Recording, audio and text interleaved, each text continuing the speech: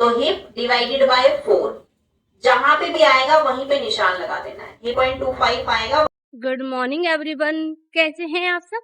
I hope मस्त होंगे। So guys, आपकी दुआ से मैं भी एकदम ठीक हूँ और डेली की तरह आज भी जा रही हूँ अपने कोचिंग। तो बने रहे हमारे ब्लॉग में और वीडियो को लाइक और चैनल को सब्सक्राइब कर देना।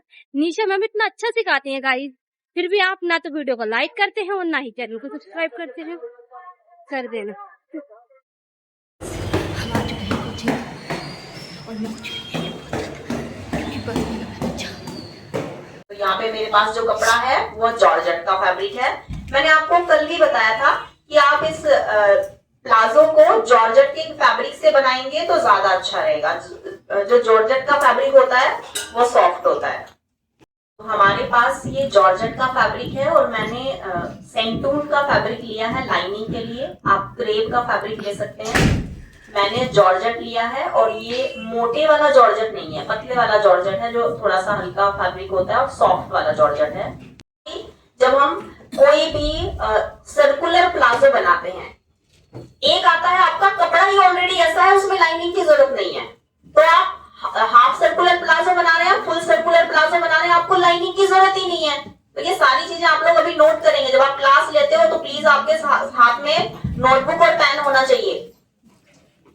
जब आप कोई भी सर्कुलर प्लाजो बनाते हो और उस फैब्रिक का जो स्टफ है वो ऐसा है कि आपके टांगे नहीं दिख रही है, उसमें पैर नहीं दिखेंगे आपके। आपने पहन लिया और आपका नहीं शो हो रहा है उसमें, तो उसमें नीड ही नहीं है लगाने की। क्यों इतना हैवी लगा रहे हो, क्यों लाइनिंग का यूज कर रहे हो उसमें, जब उसमें जरूरत ही नहीं है। हाँ, अभी अब जॉर्जेट का यूज कर रहे हैं तो नीड पड़ेगा उसमें। बिना लाइनिंग के हम बना ही नहीं सकते, हम पहन ही नहीं सकते उसको। तो वहां पे लाइनिंग लगानी है, जहां पे कपड़े में जरूरत ही नहीं है वहां पे लाइनिंग की जरूरत ही नहीं है, तो क्यों लगा रहे हो, नहीं लगा। फुल सर्कुलर प्लाजो दोनों का मेजरमेंट हम एक ही साथ ले रहे हैं।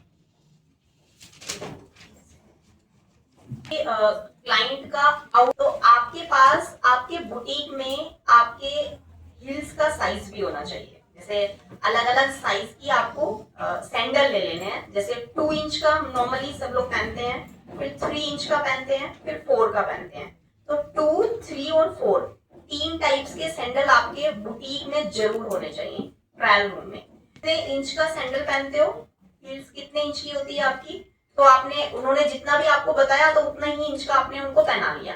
तो क्योंकि उनको वो ड्रेस वो आउटफिट पार्टी में पहनना है और पार्टी में हर कोई सैंडल तो पहनता ही है, हील्स तो पहनता ही है।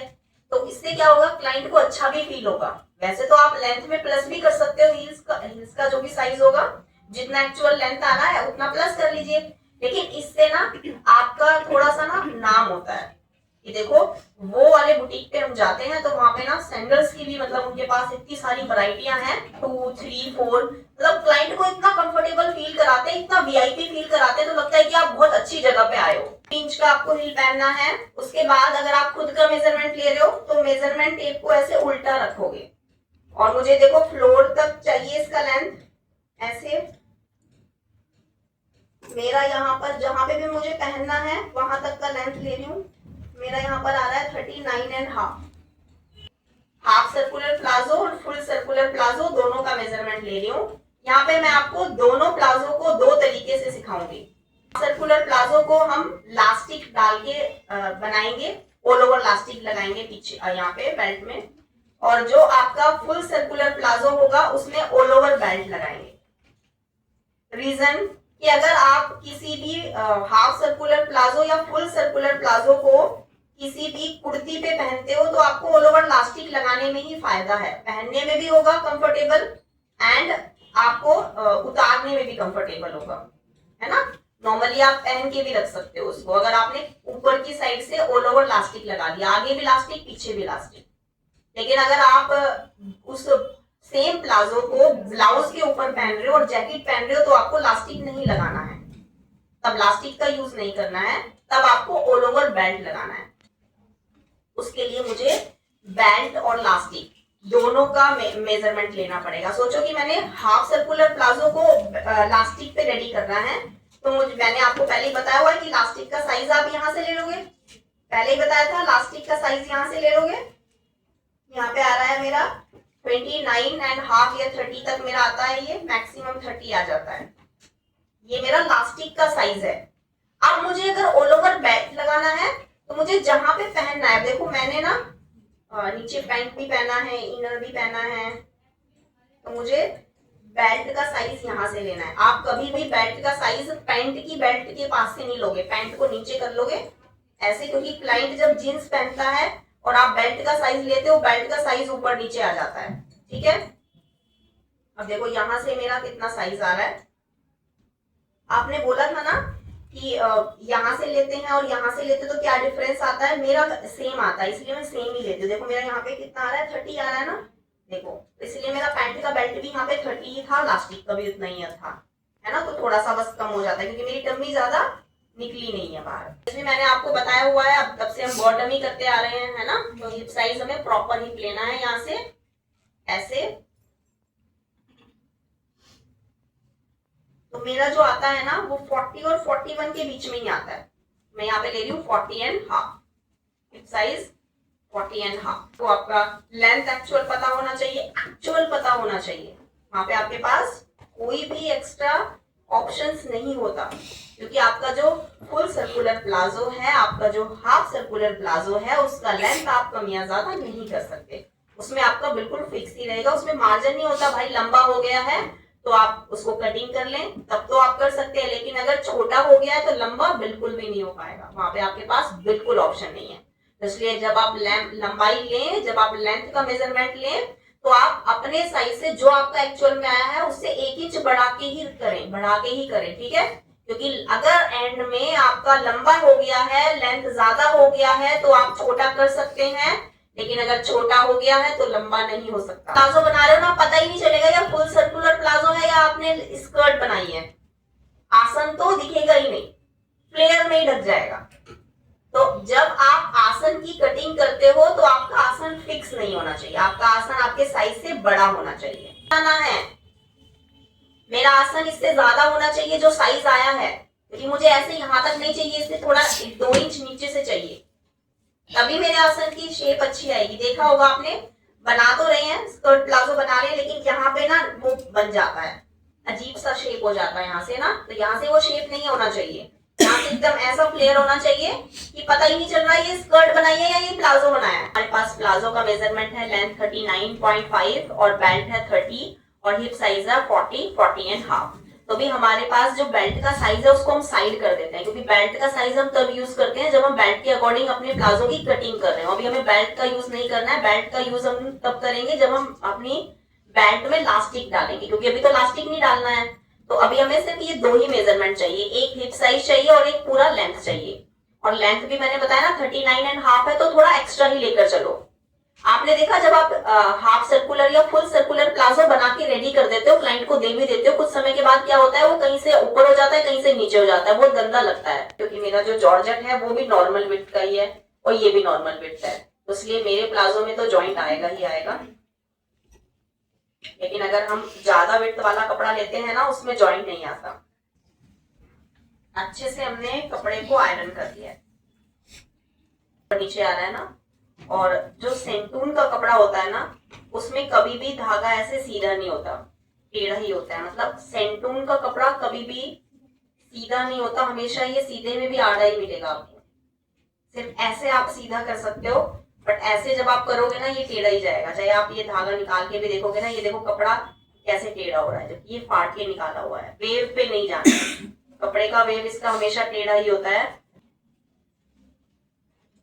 एकदम सीधी लाइन बनाएंगे दोनों साइड से।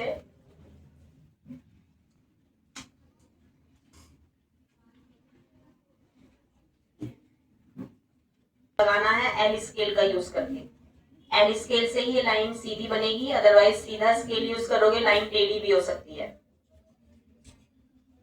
भी डबल है कपड़ा, इधर भी डबल है और इधर भी डबल है, उधर भी किनारी वाला पार्ट डबल है। अब एक कॉर्नर ले लेंगे, कॉर्नर, और इस कॉर्नर को ऐसे फोल्ड करेंगे ट्रायंगल वाली शेप में। अब देखो किनारी आ रही है ना, तो किनारी के बिल्कुल बराबर से ही आया है। क्यों आया है? क्योंकि एल शेपर का यूज किया है, इसीलिए आया है। ये यहां पे ना आता, ये और आगे जाता, और आगे जाता तो हमारा अपने आप ही ज्वाइंट नहीं आता। अब तो इसलिए ज्वाइंट तो आएगा ही। तो ट्रायंगल वाली साइड से कमर का निशान यहाँ से लगाया जाता है ना, वेस्ट का निशान यहाँ से लगाया जाता है। यहीं से बेल्ट का साइज निकालना है, सब कुछ हमारा यहीं से निकलेगा। और ये दोनों पार्ट हैं हमारे, लेफ्ट और राइट वाले दोनों पार्ट हैं प्लाजो के। हाफ नहीं लेंगे तब हिप साइज लेंगे। क्या लेंगे? Hip size. तो हिप डिवाइडेड बाय 4, जहां पे भी आएगा वहीं पे निशान लगा देना है। 3.25 आएगा, वहीं पे मैं निशान लगा दूंगी ऐसे। ठीक है, ये आ गया।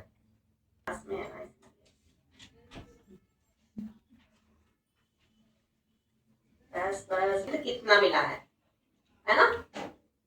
हम ना कंफ्यूज होते हैं कि ये जो निशान है ये यहाँ से यहाँ तक कैसे लें। तो मैं आज आपको जो बताऊंगी ना, वो यहाँ से यहाँ तक का डिस्टेंस कैसे निकालते हैं वो भी बताऊंगी। और यहाँ से यहाँ तक कितना आ रहा है? इतने अराउंड ही आ रहा है ना? अब मिल गया वही चीज जो चाहिए, वही मिल गया। ठीक है, तो ये इसलिए है कि अब आप लोगों को जब कंफ्यूजन ना हो कि मुझे यहाँ से कितना लेना है, यहाँ से यहाँ तक कितना लेना है, मुझे यहाँ से लूं, यहाँ से लूं, यहाँ से लूं, यहाँ से लूं, तो आपको मालूम पड़ गया है कि मेरा आ गया है 13.5। तो अब आप अकेले से जब कटिंग करोगे तो आपको एक हैंड यहाँ पे रखना पड़ेगा और एक हैंड ऐसे रखना पड़ेगा। तो अगर आप अकेले हैं, मेरी हेल्प के लिए तो यहाँ पे काफी लोग हैं, लेकिन आपकी हेल्प के लिए तो आपको मिलेंगे नहीं, तो इसलिए हम यहाँ पे ले लेंगे बॉल पिन और इस ट्रायंगल वाले पॉइंट से ऐसे बॉल पिन सेट कर लेंगे। मेजरमेंट टेप में एक छोटा सा होल दिया होता है ना, उसी होल के अंदर से बॉल पिन को ऐसे डाला और बॉल पिन सेट कर दिया। और जहां पे भी आपका ये साइज आ रहा है 13.5, वहां से आपने ऐसे करके गाइडलाइन ले लिया।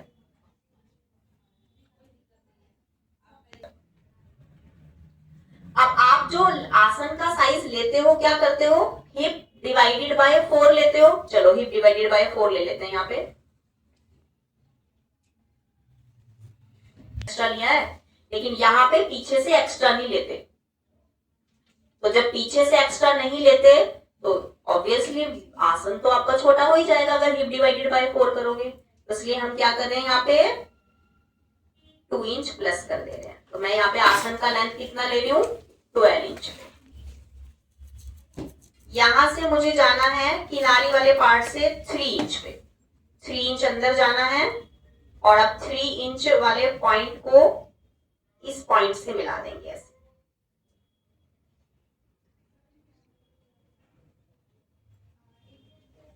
ऐसे मिलाना है। अब मैं जो है यहाँ पे अपना आसन चेक कर लेती हूँ, है ना, कितना है। ये आ गया 13.5। ठीक है, अब 13.5 को डबल कर लेते हैं।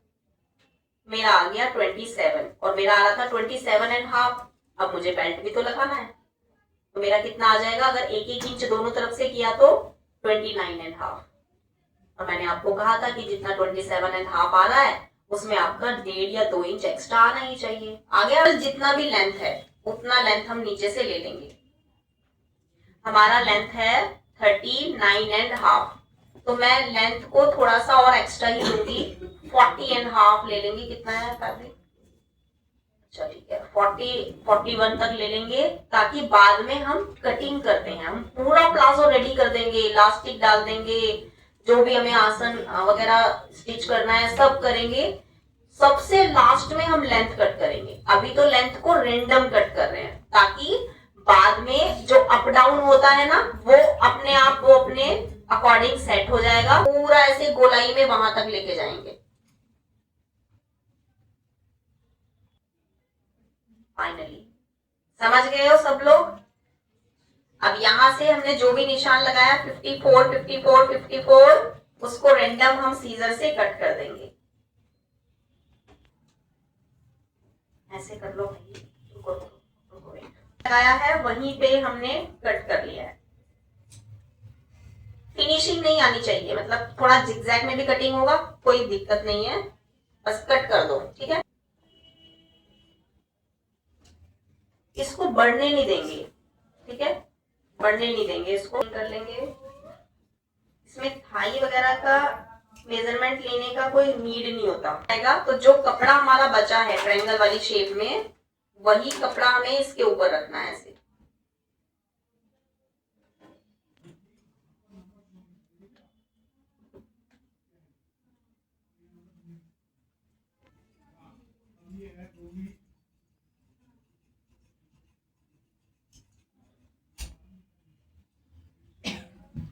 के कपड़े में भी ये जॉइंट आएगा, बट ये जॉइंट थोड़ा सा नीचे आएगा क्योंकि जॉर्जेट का विड्थ इससे थोड़ा सा ज्यादा है।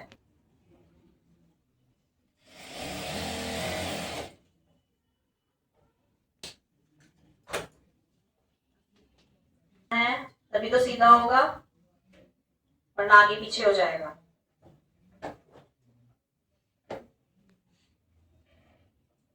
फैब्रिक ये बिल्कुल सीधा था, तो हमने इसको भी ऐसे ट्रायंगल वाली शेप में फोल्ड कर दिया। जो लाइनिंग हमने कटिंग की है उसको भी रख के कटिंग कर सकते हैं, ठीक है, लेकिन जैसे हमने कटिंग किया था वैसे भी कर सकते हैं। यहाँ 13.5 के लिया था, थोड़ा सा नीचे कर लेते हैं इससे ना, 13.75 ले लेते हैं, 14 से 1 पॉइंट कम। गाइडलाइन लेंगे,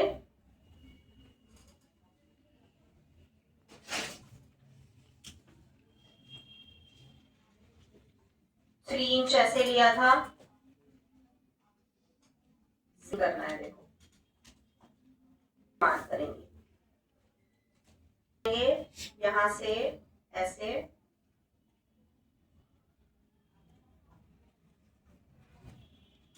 फ्रेंच कर्व स्केल लेंगे, लेंथ लेंगे ऐसे, ताकि बेल्ट भी इसी में आ जाए। और हमारा जो भी लेंथ है 39.5 था, लेकिन हम 41-42 पे कटिंग करेंगे, ठीक है। तो 41 इंच पे ले लिया हमने, वहां से वाइड करो, वहां पे देख लेंगे कितना आ रहा है, ठीक है। जो भी वहां पे आ रहा है वहां पे निशान लगाएंगे और यहाँ पे ऐसे पिन से सेट कर देंगे। था वो थोड़ा सा बड़ा था, लेकिन अभी जो जॉर्जेट से कटिंग होगा वो थोड़ा से छोटा होगा।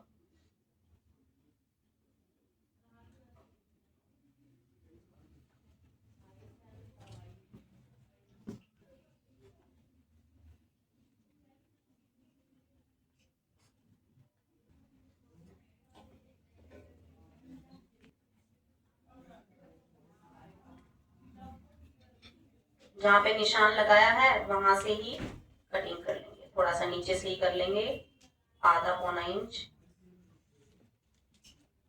अब जो ट्रायंगल वाला ये पॉइंट बचा है हमारा, ये ट्रायंगल वाली साइड यहाँ से यहाँ पे रखेंगे, ताकि जो आपका ये जॉइंट है ये भी इसी के साथ कटिंग कर ले और फिर जॉइंट लगा दें यहाँ पे।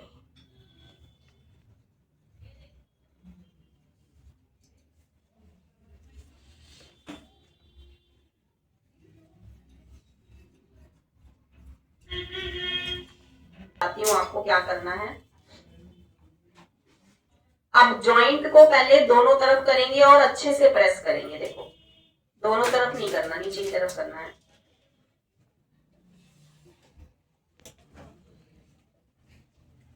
ऊपर का बेल्ट है, इस बेल्ट को एक साथ ऐसे इकट्ठा कर देना है, दूसरे वाला पार्ट भी ऐसे ही करेंगे। चारों पीसेस को एक साथ ऐसे ले लिया है। अब हम इसको एक ऐसी जगह पे हैंग करेंगे जो कल क्लास तक ये हैंग ही रहेगा, ऐसे ही लटका रहेगा। बॉल पिन दे दीजिए, हैंगर में ले लीजिए, क्लिप पे कर लीजिए, अपनी डमी पे हैंग कर लीजिए, कहीं पे भी करेंगे ऐसे आपको ये हैंग कर लेना है। बॉल पिन से हो जाएगा, वो अपने आप पूरी रात जब ये कल तक लटका रहेगा तो अच्छे अच्छे ढीले हो जाते हैं, है ना। तो ये भी अपने आप जहां से बड़ा होना होगा ये बड़ा हो जाएगा, जहां पे रहेगा स्टे वहीं पे रहेगा। तो कल तक अब ये ऐसे ही रहेगा, करेंगे।